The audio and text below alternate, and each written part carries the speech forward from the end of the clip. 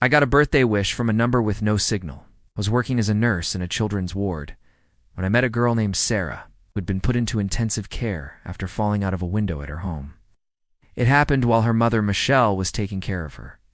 The doctors were unable to determine if it was an accident or something more sinister, but they did confirm that the fall had broken little Sarah's jaw, punctured a lung, and fractured her leg. She was sedated while we monitored her condition, hoping for the best, but preparing for the worst. Sarah's parents were distraught. You could tell even before they stepped into the hospital room. Her dad, Mark, immediately went over to the machines, his eyes scanning them frantically. "What are those numbers? Is she going to be okay?" he asked me, his voice cracking. "She is stable now, but we'll need to run tests to find out how badly she's hurt," I said gently, my heart breaking for the family. Michelle came up beside him and rested her head on his shoulder, trying to steady herself. "It's our fault she's in there," she whispered, tears spilling down her cheeks. "I just wanted to clean her room, and I turned away for 1 second. That's all it took. I should have known she could climb onto the window ledge like that. Why didn't I lock the window? God, what if she'd seen me leave the house? What if she climbed out after me?"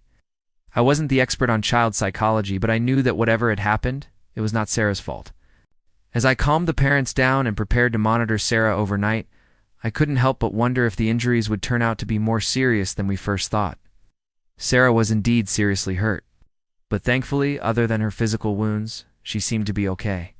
The only thing troubling her was the breathing tube that she needed to keep her oxygenated while her lung healed. I sat with her through the night, waiting for signs of improvement.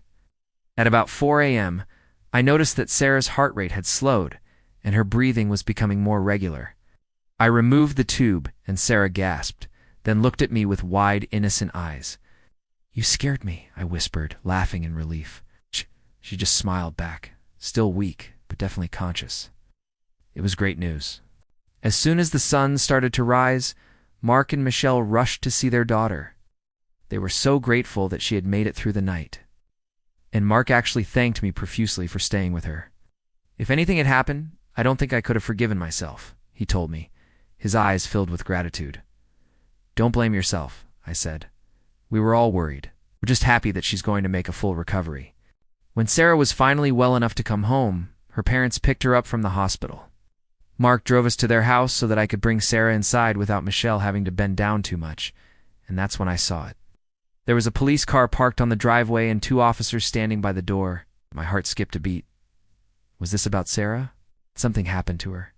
I rushed to the front door, pushing past the officers and calling out for Mark and Michelle. "Is everything okay? What happened?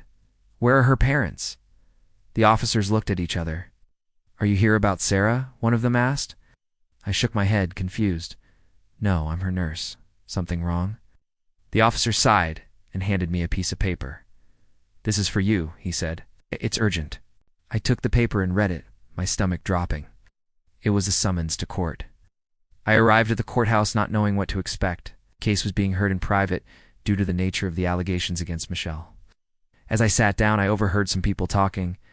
"They say that she threw her own daughter out the window," one of them whispered. "That poor child. How could a mother do that?" I shuddered. Could this be true? Michelle was so sweet and caring. I had seen her playing with Sarah just the day before. I watched as the court proceedings began, and the truth was revealed. Michelle had fallen into a deep depression after giving birth to Sarah. She felt overwhelmed by motherhood and hated her daughter for disrupting her life. On the day of the incident, Michelle had gone to the shop, leaving Sarah in the care of her husband, Mark, when she returned home. She found that Sarah had managed to unlock the window and get onto the ledge. In a moment of anger and desperation, Michelle pushed her daughter off balance, causing her to plummet to the ground. Michelle was found guilty of attempted murder and sentenced to 5 years in prison. Mark, who had no idea that his wife was capable of such a thing, was given custody of Sarah. As for me, I continued to work at the hospital. Haunted by the memory of Sarah's innocent eyes and the realization that sometimes the people we think we know are capable of things we never imagined, I will never forget the day that Sarah came into my life. The day that I received a call from her parents telling me that she was doing well, that they wanted to send me a gift to show their appreciation for everything that I had done for their daughter. It was an emotional moment for me, and I couldn't believe that they had thought of me. I was truly moved by their generosity and kindness. A few days later, I received a package in the mail.